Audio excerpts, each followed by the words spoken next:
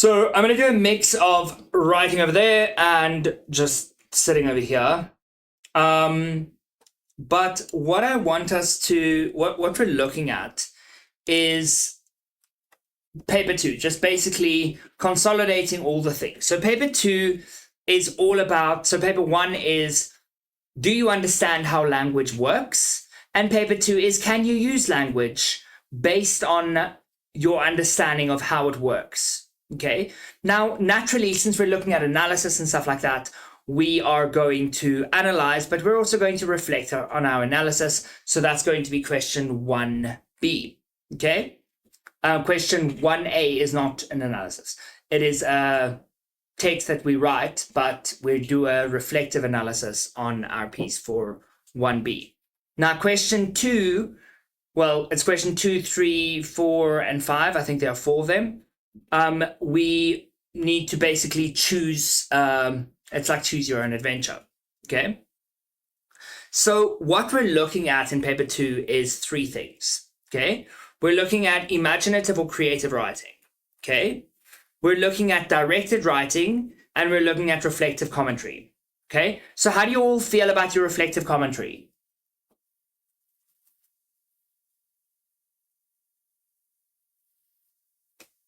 I feel a lot better about it after last week's lesson. I just feel like I need to practice it more. Okay. How do you guys feel about your directed writing?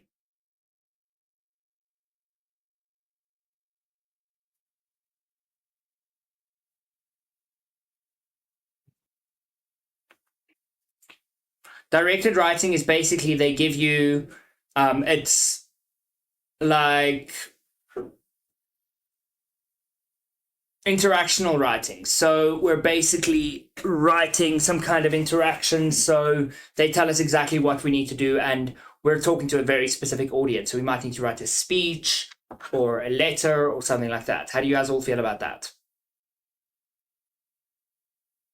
And good practice, like swimming with like understanding a certain audience and writing for a certain audience. Okay, cool. Thank you.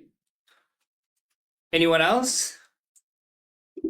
I feel like I'm always forgetting, like, I know the general conventions of my text, but then I always forget about them when I'm planning. Okay. So should we focus on text conventions?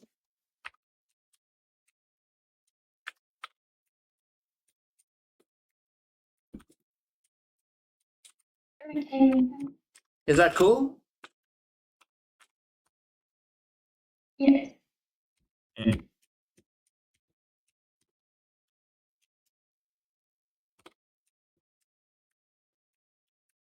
Okay. So, before we do that, what we've been practicing throughout all of this is throughout this whole unit 3, well, cycle 3, is really just the creative writing, the reflective writing. We did some argumentative and discursive writing. We've done some extended writing. Okay, so you'll see here that there's a skills inventory. Okay, so on each of these, you're going to rate yourself as confident, developing, needs work. Okay, on each of these 4 aspects.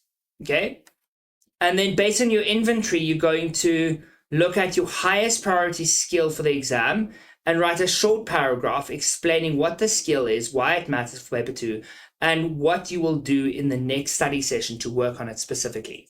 Okay, so we're just creating a plan for ourselves. Like Søren, you said you need to practice the reflective commentary, but then you should do that instead of just planning to do that, you know? You are writing very, very soon, so you should then do that. So let's look at some text conventions, okay? I think I have a marker here in my pocket. I've got more markers here. Okay, so I'm going to write a couple of things on the board, and as I go, I want you to just jot down what you know you need to, what you already know about the text conventions here, and then we're going to fill in the gaps, okay? So you're going to have a piece of paper in front of you, and you're going to be jotting these things down. So we're going to start with a formal letter.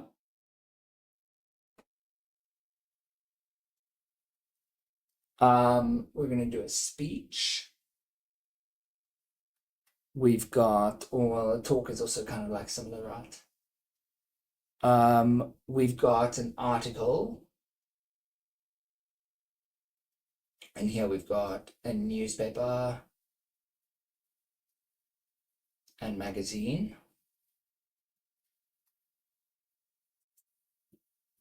Okay. Then we've got your report with the blog post.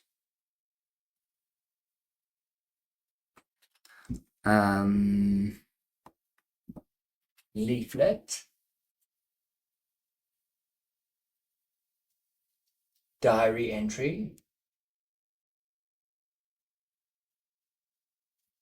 We've got a travelogue. Have we got a review? What else do we have?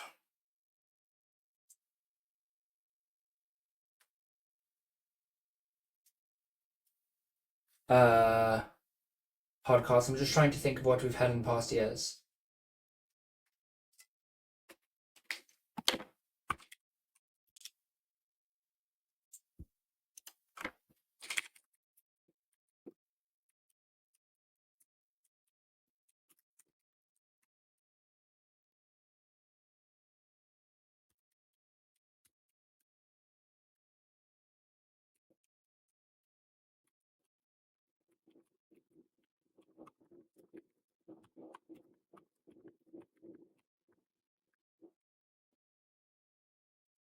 Okay, have you guys got some thoughts on those?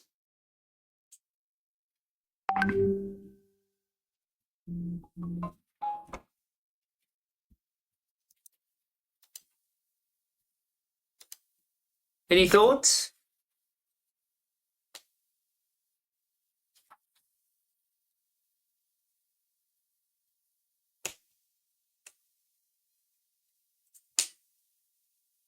Oh, we're thoughtless today, are we?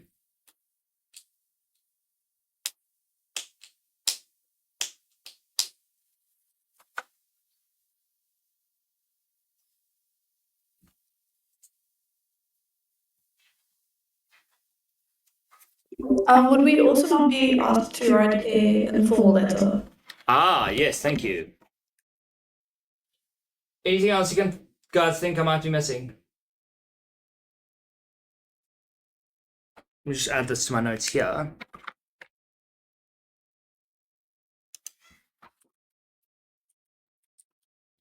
Any that we're missing? If this is in terms of the question 1A, I think I have also seen a narrative before. A narrative? Oh, it was like the beginning of a narrative that they do, hey? I think so. I'm not sure. I can't remember. But that's usually a question 2, isn't it? I've seen it as a question 1A. Oh, let's go for it.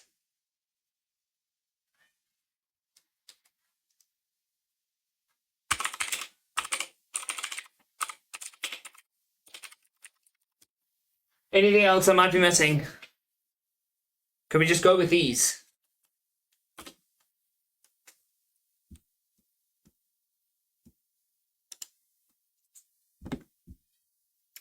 Okay, let me just go to my notes.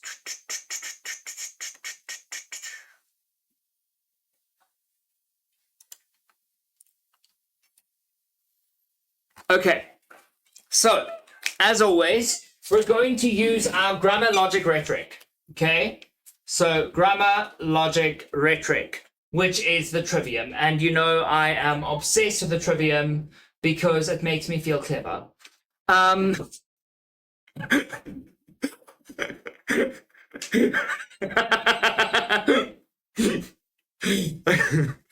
Okay, so oh, that was wonderful. I loved that. That was such a good joke. Yesterday I was at my parents and I made jokes and no one laughed.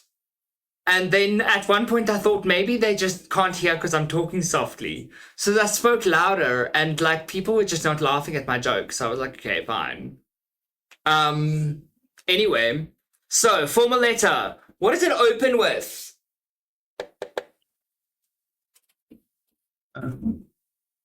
Is dear for informal letters? Or, Also, all letters are dear. Well, you can find other ways, but dear is the general convention. So, especially with a formal letter, we're going to say dear, Mr. or Mrs. or Miss or Mix. If we don't know, or if they're non-binary, and then we're going to have the surname. Okay. Then, what do we close with? kindly from or from. Never from. Can we come up with something better, please? I had a student write, well, not student, but someone write me an email the other day that had no paragraphs, and it was really hard to read. Oh, I have to respond to it today. But it was very long. It was probably about 800 words, and it had no paragraphs.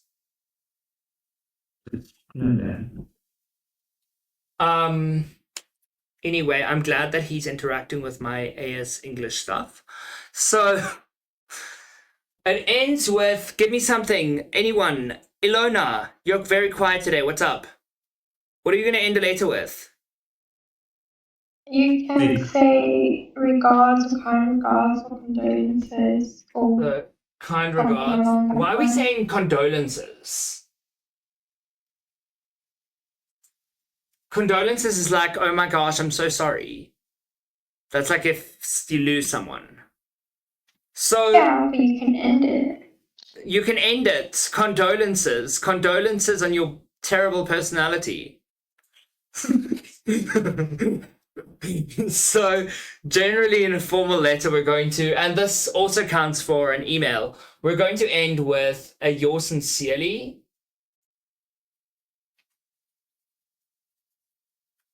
Or a yours faithfully. So if you're not sure, go with this, unless you've got your own little flair. Okay? You guys would notice that all of my emails end with love, right? Yeah. Is that formal? No. Absolutely not. But is the goal of my thing to be formal? Absolutely not. Okay? So if you're going to say yours faithfully, you're going to give the full name. Okay. So,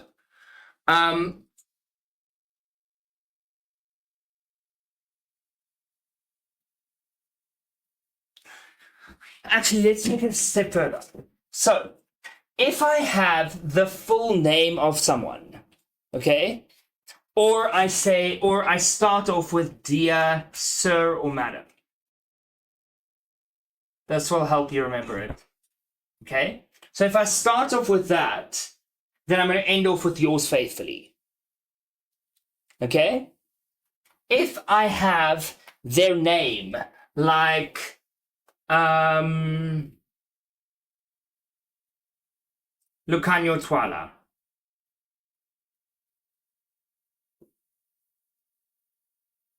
Okay?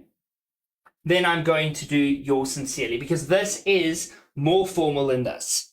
Now, I have a certain vibe when I write letters. I say, warmest regards. Okay? And I actually do that because it's from my favorite series. Okay? I also say best wishes. But these don't really fall into formal letter categories. Okay. So, something you should know in this formal letter is that you're not going to use contractions. Okay, and you're going to say formal throughout.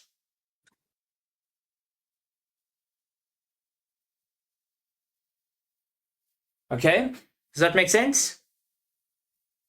Yeah. Now, how are you going to structure your piece? Does if you just keep it formal and you make sure that you've got that greeting and that ending, is that all you need to focus on? How are you going to write your content?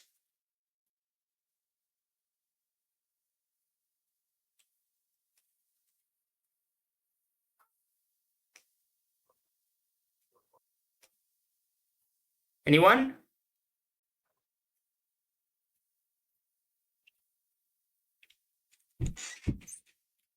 Wouldn't you use your introductory paragraphs to sort of state your intentions behind the letter? Yes. So after your "Dear Sir, Madam," you're going to actually add something like a subject line. So in an informal letter, you're going to have like a whole paragraph to it, but you're in a formal letter, you're going to have basically a subject line. Like an email is just a formal letter in a different form. Okay. Except that we've now made it less and less formal to the point of sending emojis to each other, which is fun. We can now even send stickers. So what we're going to do is we're going to have a subject line, and then our paragraphs are going to be dense. Okay? They're going to be very full paragraphs. Every sentence needs to have a purpose.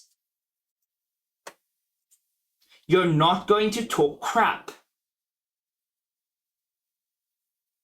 When I write an informal letter, I pretend that I care about how the person's doing.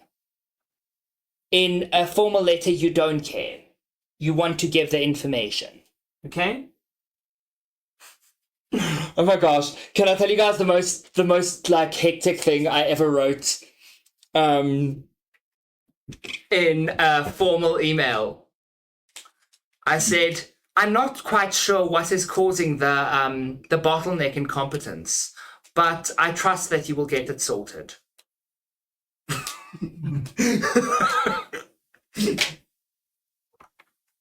That is very straight to the point. It was scathing. It was wonderful. Okay, so are you going to use bullet points in a formal letter?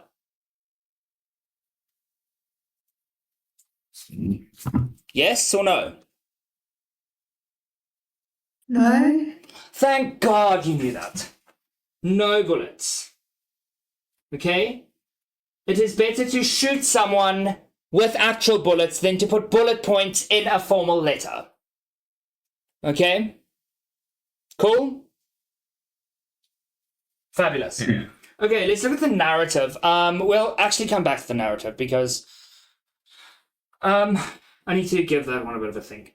So, a speech or a talk, what are we going to do? How are we going to address the people? So we always look at the conventions. We look at the address. Am I spelling address right? I don't think I am. Suddenly. Yeah, no, I am. Okay, so we're looking at the address. We're looking at the register. And the ending. Okay, then we're looking at all the bits in the middle.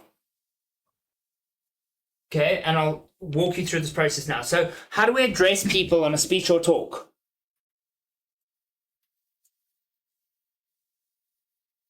By greeting them. So we're going to say something like, ladies and gentlemen, apples and pears. Good morning is one of them. Imagine.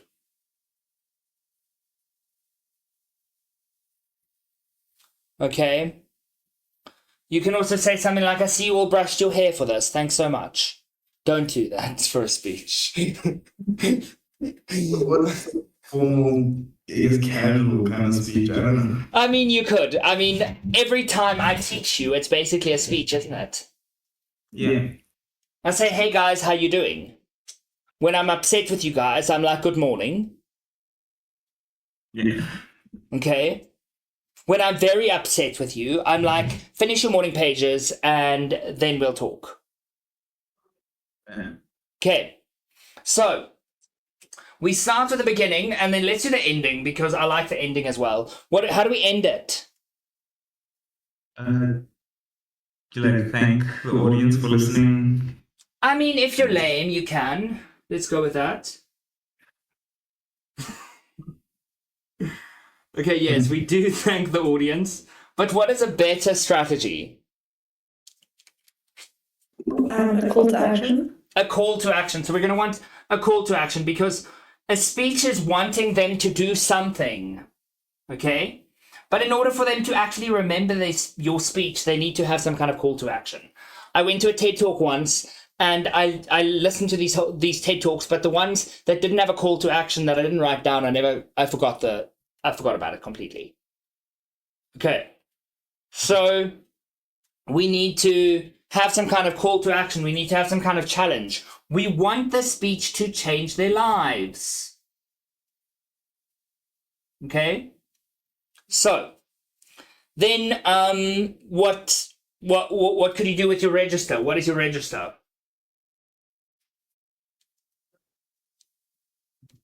Depends on the audience, but usually formal-ish. Generally formal.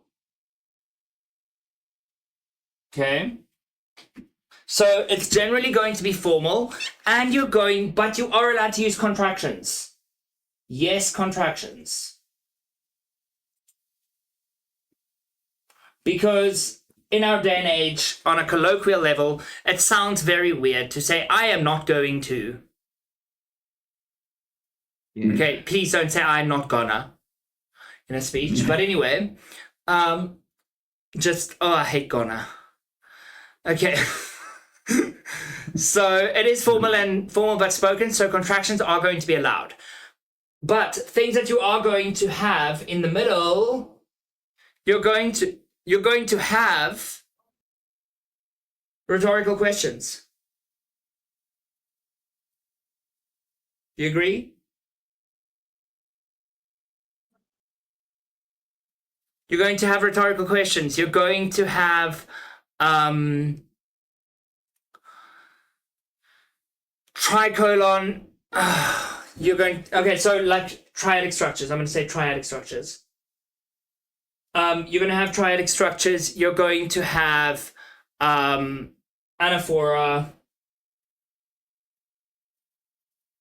Okay. Now, in your speech, if the speaker says we or our, what does it mean?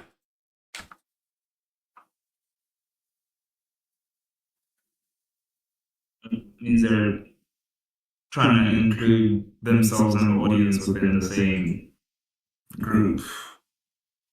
Okay, yes, it represents inclusion. It's a sign, it's a thing to look out for. Something else you should look out for. In a speech, we need to get people to actually follow along. Have you ever been in a talk where someone's talking and you have no idea how long they're going to talk and you're just like, oh my gosh, how long is this going to be? Yes. Okay, so something that helps with that is signposting, where we say firstly, secondly, thirdly. Make sense? Yeah. Okay, we cool with that. Now, I'm starting to get tired here. Look at me. Article. Okay. So we get two types of articles we're looking at, a newspaper or magazine. We might also have like some kind of online article. Okay. What is remember we always look at the address. So how does an article open?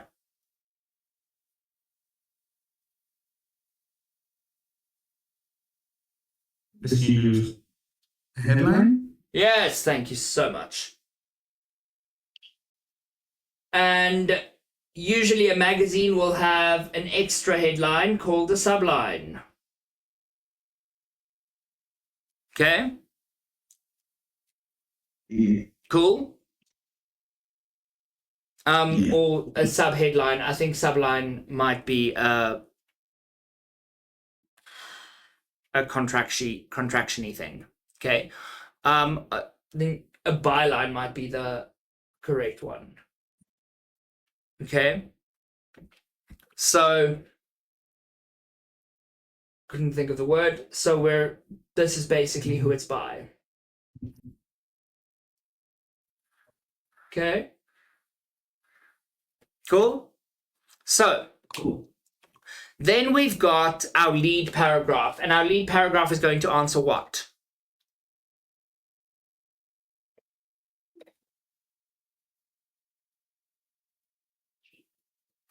What is our first paragraph going to do in an article? Like introducing the topic, like what the article's gonna speak on. Sort of, but that's more like an essay vibe. What makes an article, what sets an article aside is the first paragraph someone needs to be able to read just the first paragraph of an article and stop reading and still have the gist. So in an article, we start with the most important and go to least important because we are aware of people's attention spans and nobody reads to the end of an article most of the time. So in our first paragraph, we need to let them know, do they actually want to read this? Because we're not able to use clickbait. So we're going to use who, what, when, where, and then a little H, how. But if it's backwards, it's what. So it's all the W's.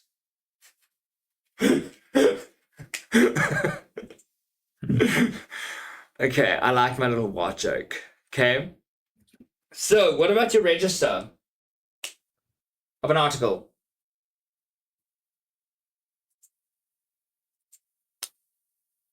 It's also formal.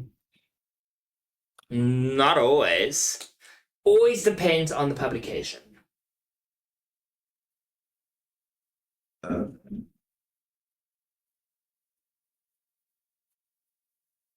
So if it is something like a broadsheet is a newspaper that opens up big.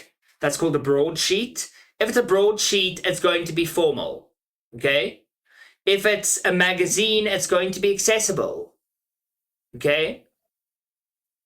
But both of them are always going to have attributed quotes. Okay? So we're going to always have some kind of quotations. Cool? So, how do you know that it is a newspaper or a magazine article?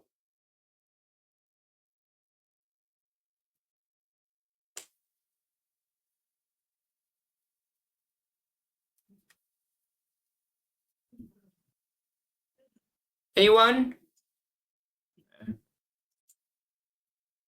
Well, if you're reading it in a magazine, then it is a magazine article. No, I've got a better one. The headline does some real work. Okay? The headline, oh my gosh, let's do it. Headline works. Please tell me you guys know what I'm talking about there. I don't. Okay, sorry. Sorry about your very boring life. Do you understand, Surin? Not at all. Boring life. Okay. Maybe I'm just old. Okay, now, like I said with this who, what, when, where, how, our lead paragraph needs to basically front load the story.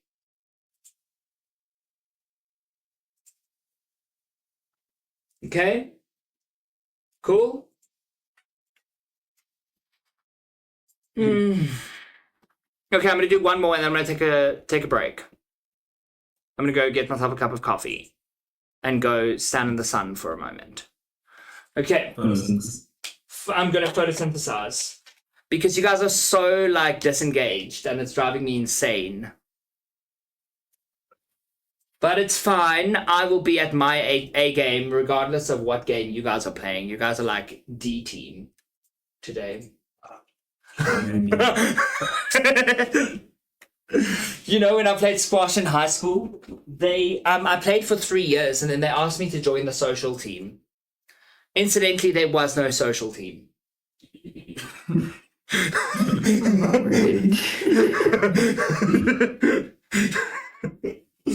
I was the social team, so I was socializing with myself.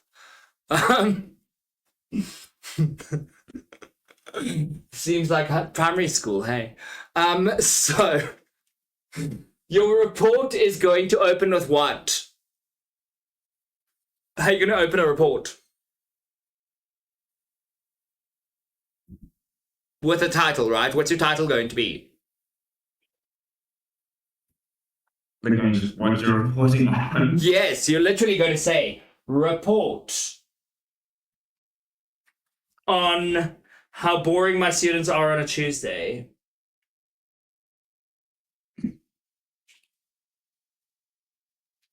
Or let's say my students are after a long weekend.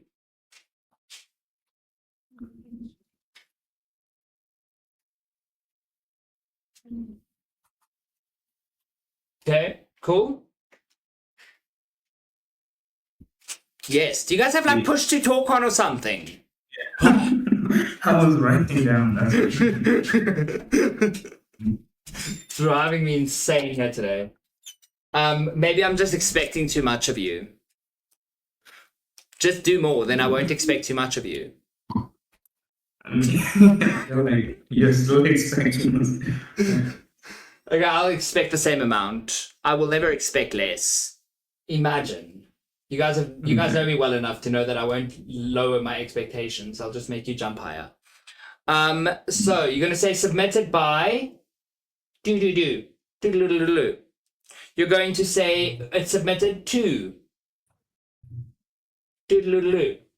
Okay, so it's submitted by Marinus to the Board of Education. Okay, and it's given the date. Today is the date. Fortunately, I have ADHD, so I'm not actually going to do this. Because as cute as it'll be, it's going to be a waste of my time because nobody cares. Okay, cool. So, how are we going to structure it? Are we going to put it in point form? Are we going to write it as a poem? No. So how are we going to structure it? Kind of similar to the law and the article where you have like a paragraph adding or kind of summarizing everything first, then going into deeper detail. Okay, we could do that. We could have the paragraph like the intro paragraph. I love this yellow. I like yellow recently. Yeah. Okay. I like yellow recently. Recently, I have liked yellow. There we go. That's a better way of saying it. So we're going to have headed sections. So each section is going to be headed because we want to be able to glance through it. Okay? We're going to write it in third person. Okay? We're going to remove our personal opinion.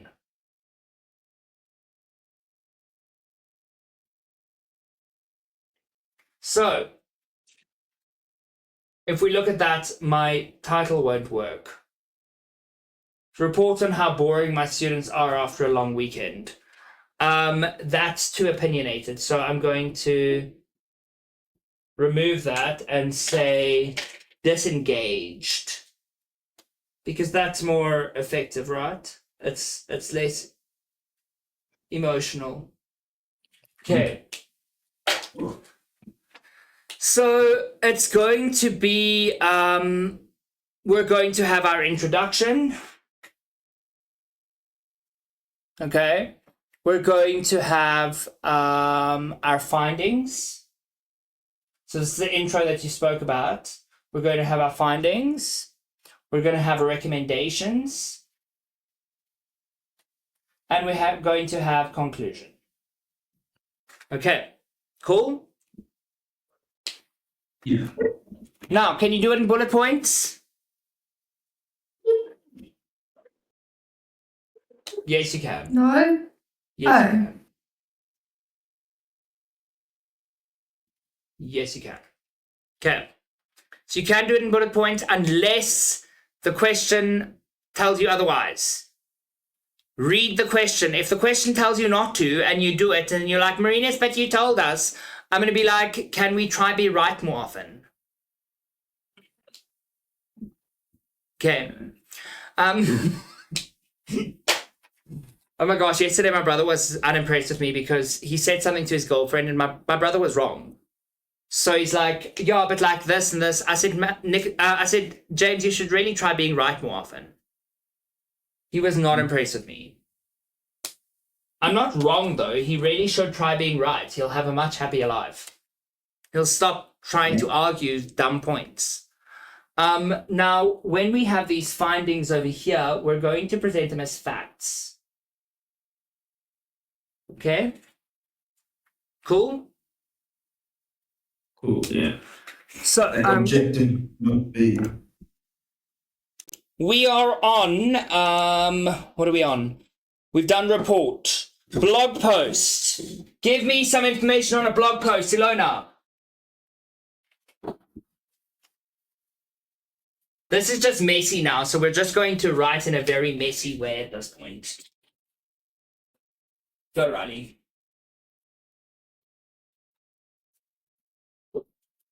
Ilona has muted herself. Siren, give me information on a blog post, dude. I think it's usually like fairly like semi-formal, I think. Okay, so we're gonna have like semi-formal, mostly more informal, hey? I'm gonna say informal, and let's look at our address quickly, because how do we address how do we start it?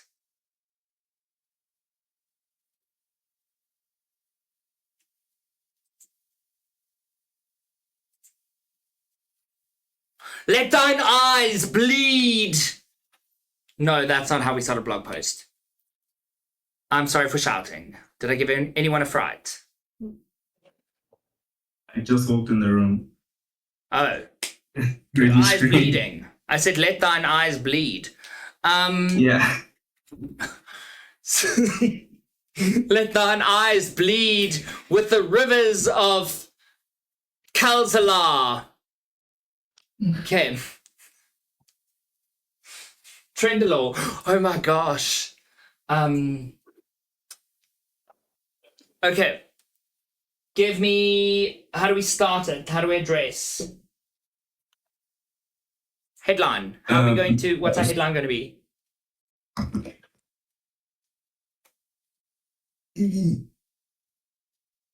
What makes it different to a report? Let's talk about it that way. The blog is opinionated. Okay, it's going to have opinions, so the title will naturally be a little bit more informal. Okay? Because we're not stating it as fact, even though some people do state their blog posts as fact nowadays, especially because they're just using AI to do them. But anyway, from line 1, you're going to address the reader directly. Okay, so there's this direct address, and so blog posts naturally have a more personal feel. Okay, do you agree? Yeah. So, what is something that, if I had to read your blog post and I wanted to see, did you follow the conventions? What would I look out for? A call to action at the end, like don't forget to hit the notification bell. I don't know, whatever people do on blog posts. Or like, subscribe. Okay, we might have a CTA, but that's not really what I would look for. Because the CTA is optional. I'm going to look for three things personally. I'm going to look at whether you use the word you throughout, because we want to see personal address of the audience. So I'm going to look for you. Okay. I'm also going to look for your personal voice. Like, I want to see your personality. You guys have read my blog posts or my emails. My emails are kind of like blog posts as well. But you can see it's very Marinus, right? Yeah. Okay. And because of this personality, it's going to read like someone is talking. Cool?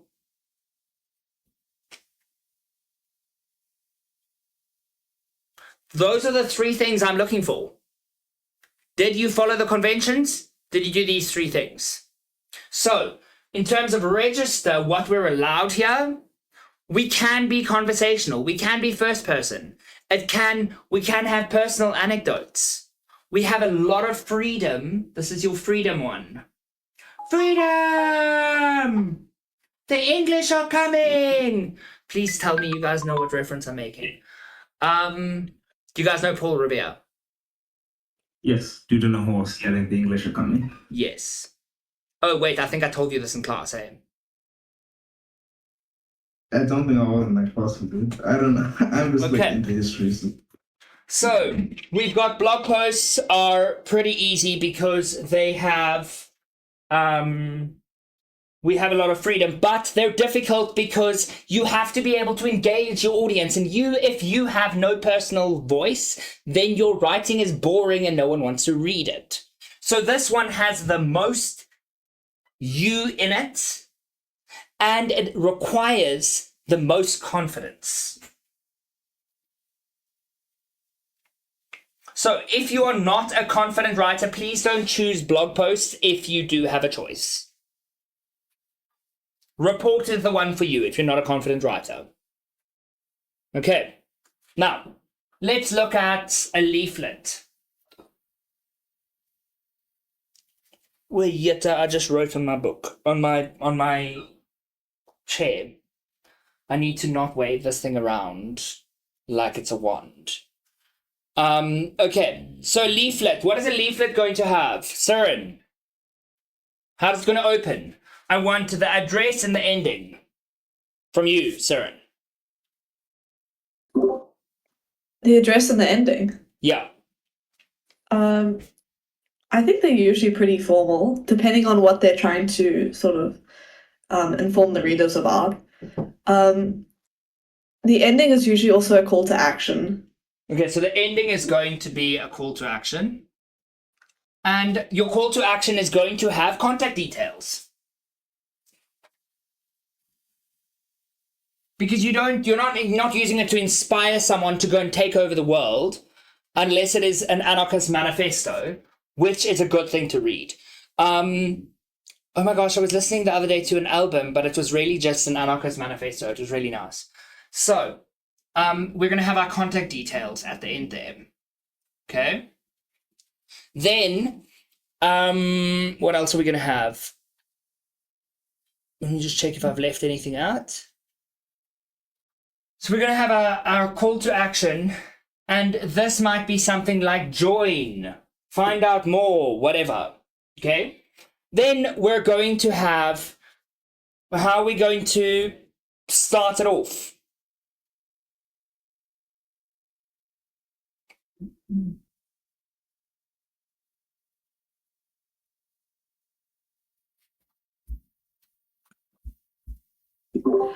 Can't they usually like describe whatever the product or experience they're trying to like promote? I suppose, is? but on the first page, we're just going to have like a text wall.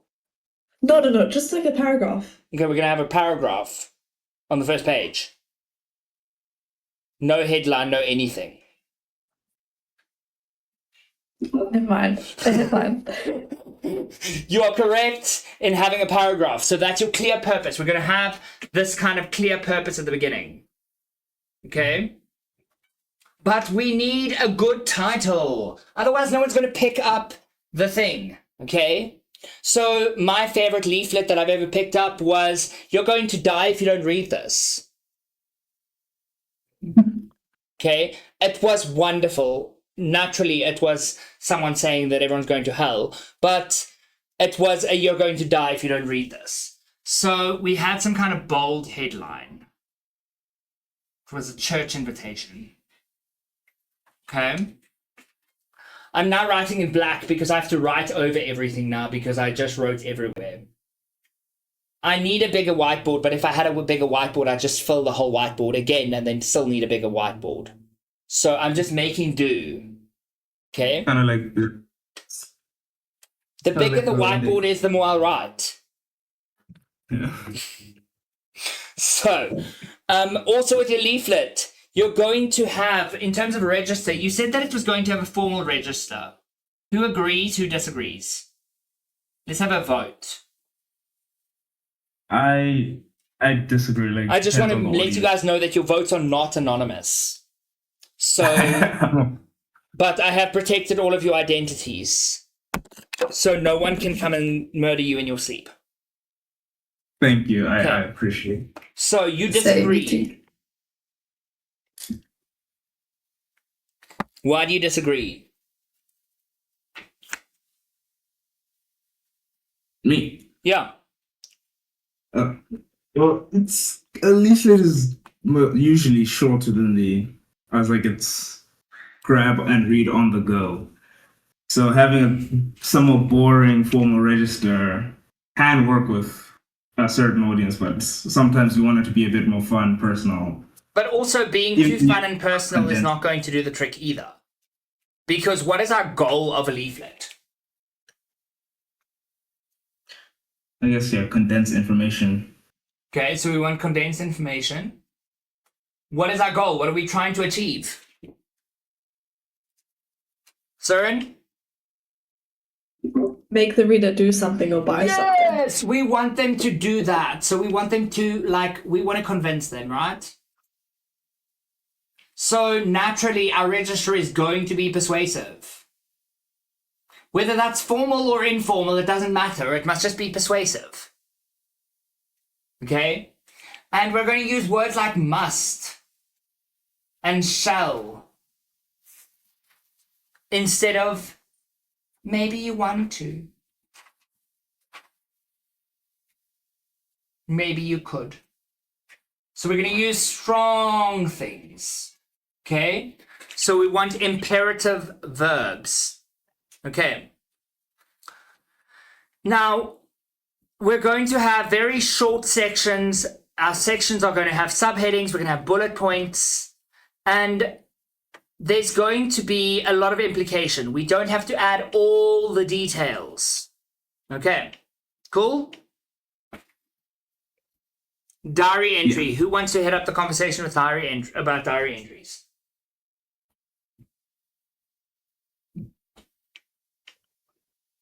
Isn't a diary entry like personal, like more personal? Yes. Okay. So it's more personal. Well, it's quite personal. It's very personal, actually. Okay. So, how does it open? We look at our address. How do we start it? I have a question about that. Yes, dear. I don't know if you said this, but I saw somewhere that you're not actually supposed to say "Dear Diary" because it's actually it's not very sophisticated. It is not very sophisticated. However, we can use it to play a role. Okay? I don't say "Dear Diary" in my diary. But if you're going to say "Dear Diary," you're going to make sure that your diary has a personality. Okay?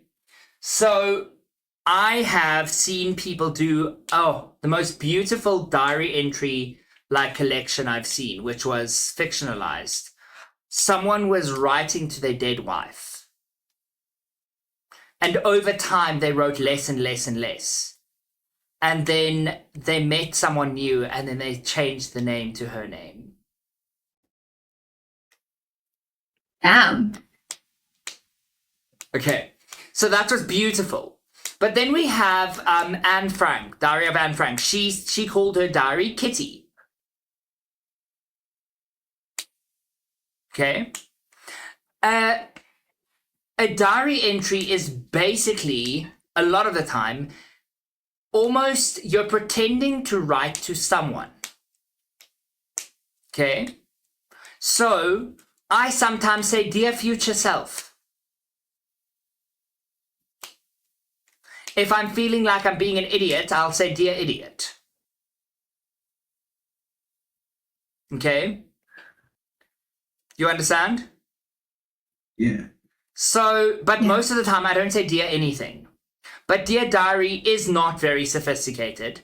However, if you don't have an alternative plan, just use dear diary. It doesn't matter. Okay? Yeah. Something that is a cool thing is if you sign it with Marina's, for instance, and you start it with Dear Marina's. I quite like that. Okay? But you choose. It's the choose your own adventure. So the Dear Diary is entirely optional. Okay. But something you do need. What do you always need?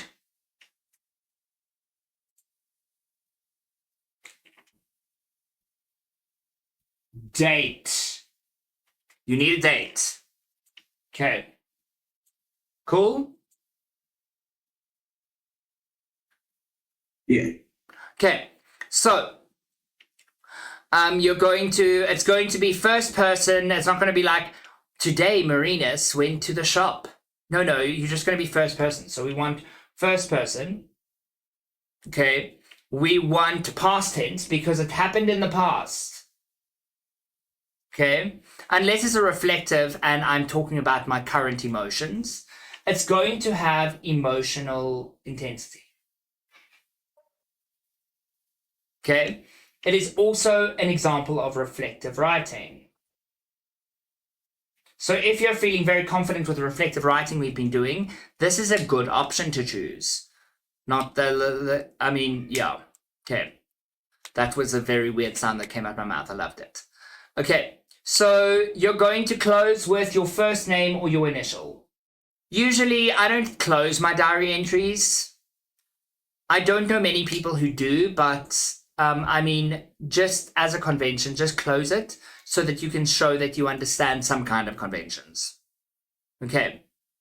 So, something I'm going to look out for. Can I tell you what I'm looking out for?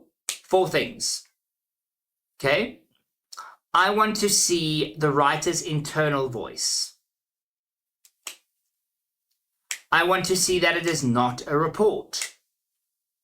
I want to see feelings named. And I don't want events to be the only thing named. So it's actually just 2 things. So I want the internal voice and I want feelings named. Okay. Cool? We're almost there. Informal letter. Informal letter is here. Okay?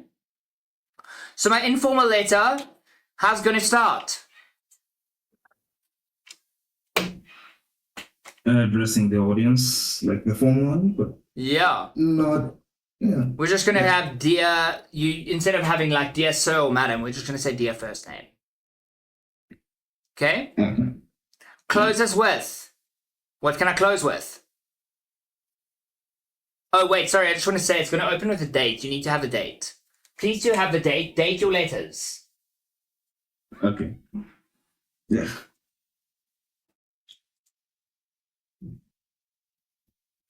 Okay? So it's going to have a date. Then what's going to close with?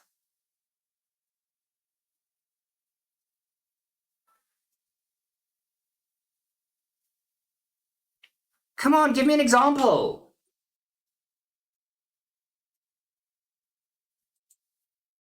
Warmest regards, best wishes. Those are examples of informal letter closing. lots of love, take care, best, yours? Are you going to sign it with best regards, Mr. Borsett? No. What are you going to close it with? Yours kindly, my name, like OG. Yeah, you're going to do Marina's, or you're going to do your first name. Okay, first name. Your first name is not Marina's. I'm the only one with that name in this class. Okay? Please don't steal my name. Don't give it to the Fae. Oh, I'm actually enjoying you guys. I love you, and I'm going to miss you guys so much. Like Siren and Ilona, I'm going to miss you. Okay? I really am. I don't even know if Ilona's still here. Ilona just stopped talking. Okay. But it's fine. I will continue to love the rest of you. I will still love you even when you're gone. Okay. So, our register. What is our register going to be? What's our vibe? Your register is basically your vibe.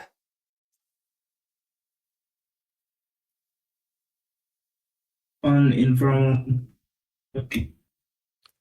Mm-hmm. But informal could mean many things. So we generally state when it's formal. We don't generally state when it's informal. Okay. So it's going to be, because even jargon is a type of informal writing. Did you know that? Hey. So we're going to be conversational. We're going to be warm, personal. Naturally, we're going to have humor because we have senses of humor. Okay? I mean, I have senses. You might only have one sense. Haha, laugh at my joke. Okay. We're going to have contractions throughout. Okay? Now, what we're going to do, what I'm looking for. Okay? I'm going to list the things I'm looking for. Write this down. I'm going to look if you use the recipient's first name. Okay? I'm going to check whether you've asked them questions directly, like, how are you? Did you ever? I want to know that you know about their personal life. Okay? I want to see that you've shared some kind of personal news and feelings without formality. Mm-hmm. Even like, okay, tell me, is this too formal? It would pain you to know that my mother has passed and I am near suicide. That's way too formal. Is it inappropriate, though, for an informal letter? No. Especially if you do know the person and they have a vibe around. So let's take it and make it more formal. My mother has passed. I am taking a break. That is far more formal. To say it would pain you to know that my mother has passed and I am near suicide. That is not actually very formal because it contains too much emotion. Even though it uses formal words, it has too much emotion. Formality is supposed to remove emotion.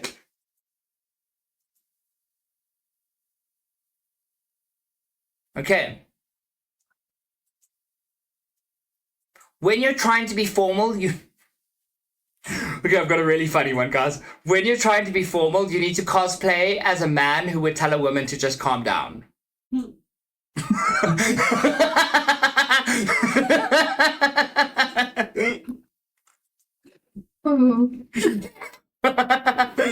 No. That was a good one, hey? Yeah.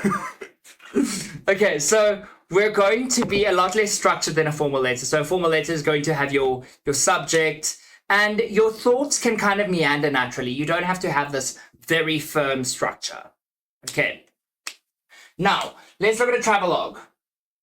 Okay. Travelogue is basically like a blog type of post, and you're basically tracking your travels.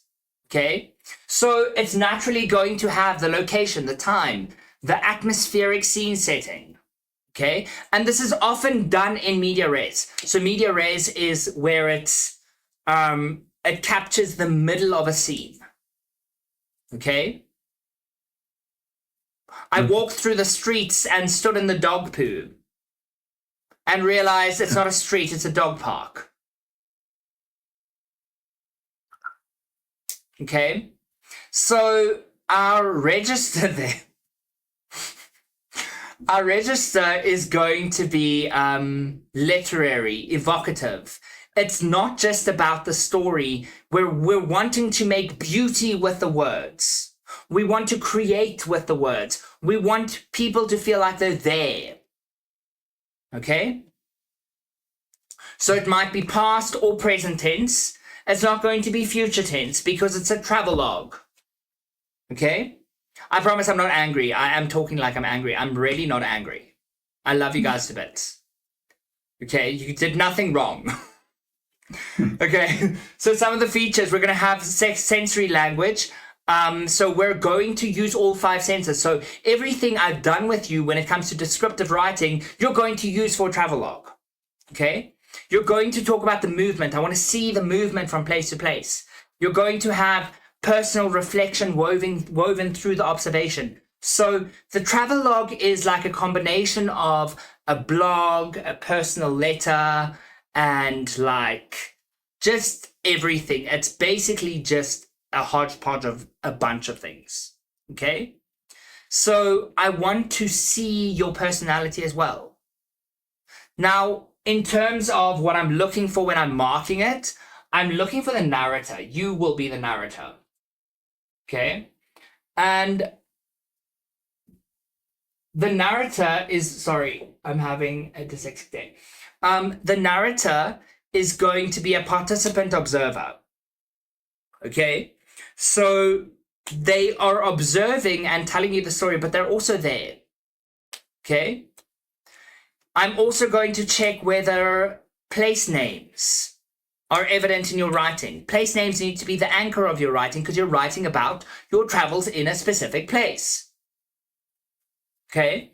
Now, at moments of significance, like where you want people to experience something, there's going to be a slowdown of description. And these are the 3 things I'm looking for. Who is the narrator? Are they place names? And how is description done? Okay. Is it helpful that I'm telling you guys what I'm looking for when I'm marking it? Yes. Very. Okay. Review. Where did I write review? Over there. Okay. Where did I write it? Oh my gosh, I met someone this weekend and he was like, Marinus, I know you think you don't sound Afrikaans, but sometimes you do. I'm like, that is rude. That was rude. Okay, not that there's anything wrong with sounding Afrikaans, but like, I work very hard on this accent. And then sometimes I lose it to Edenvale. And then I sound like I come from Edenvale. When I say things like lark. And didn't know. I didn't know. Okay. So a review is going to open with the name of and context of what is being reviewed. I'm just going through this a little bit faster now. So we're going with the name and context. Okay. We're literally just writing on top of ourselves at this point. That could be such a cool artwork, don't you think? It would. It would be very Yeah. expensive. If I had to. Archaeologists trying to dig through what's at the very bottom layer of writing. Yes, it would be cool. Okay, so my review is going to be quite authoritative. Oh wait, my review is the beginning. It's going to be the name and context. It's going to be quite brief. Okay, I'm not going to elaborate. It's not going to be like a recipe blog post where I talk for 3 hours about how my mother made this on a Sunday afternoon. Oh my god. Do you know why they do that?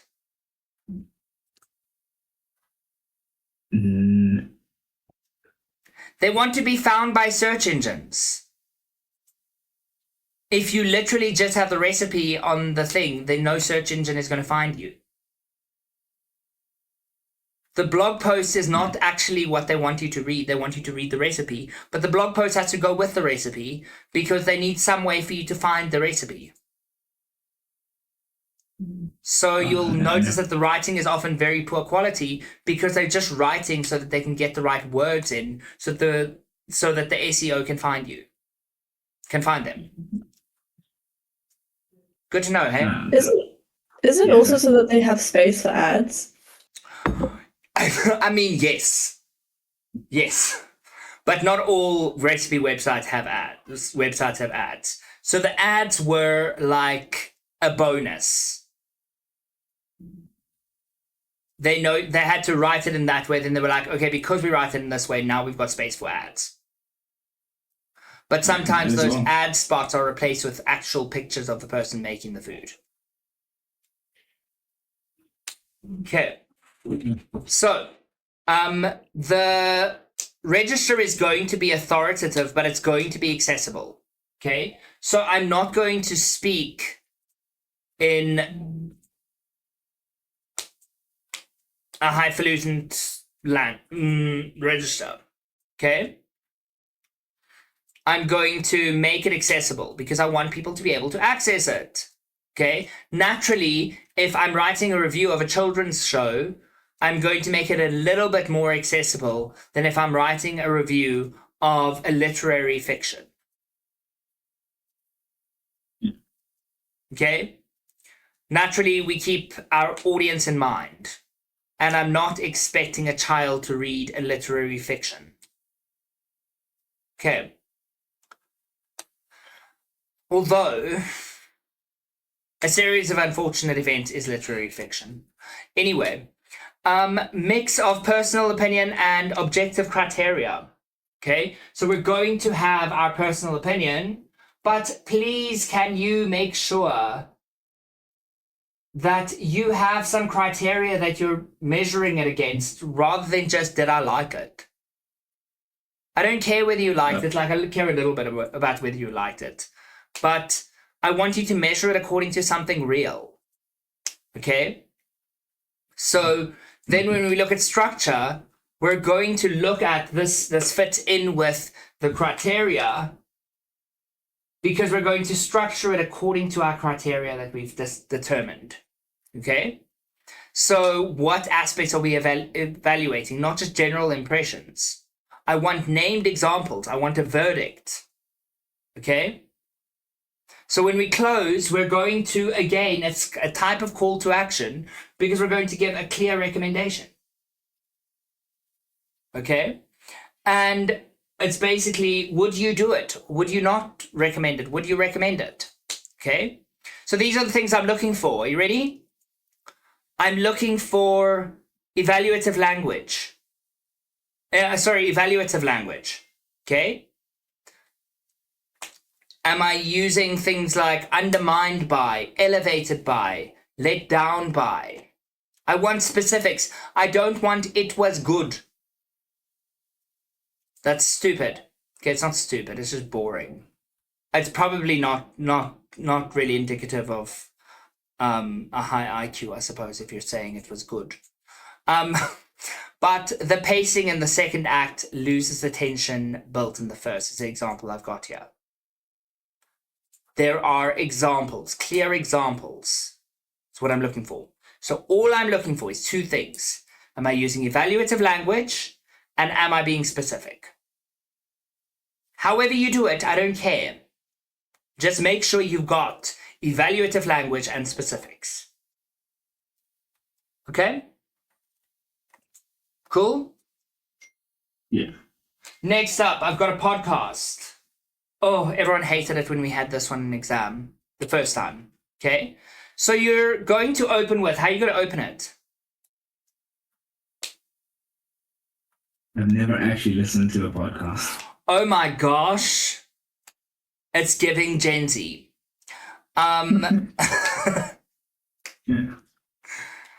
Okay, has anyone actually listened to a podcast? Yes. Please go and listen to podcasts, everybody. Okay?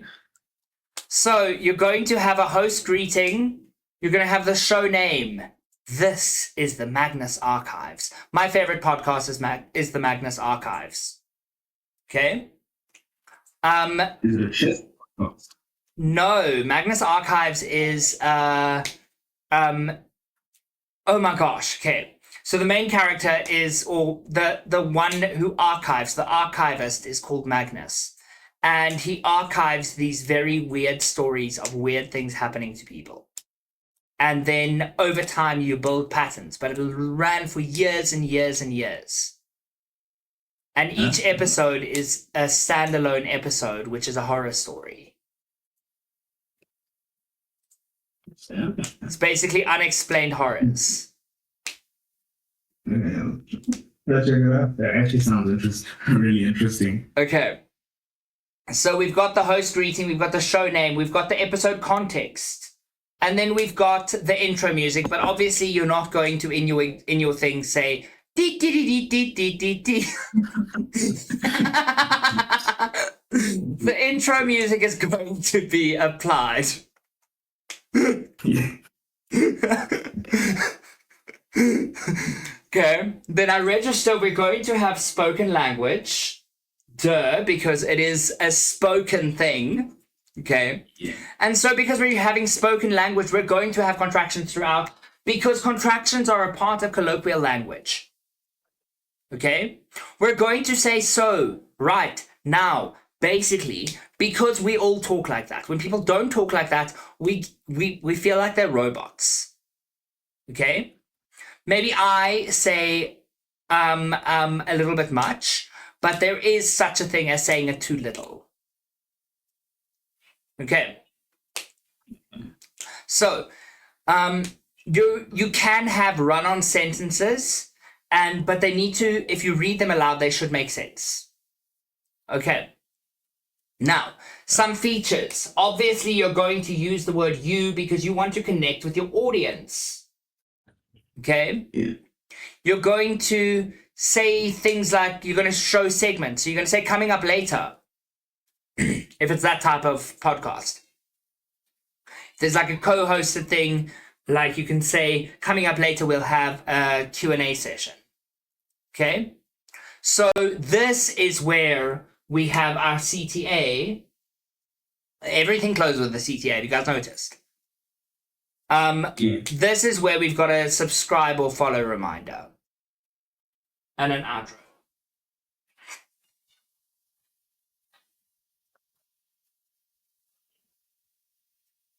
Okay. Cool. So what am I looking for? I'm looking for, does it sound like it's meant to be heard, not read? Okay.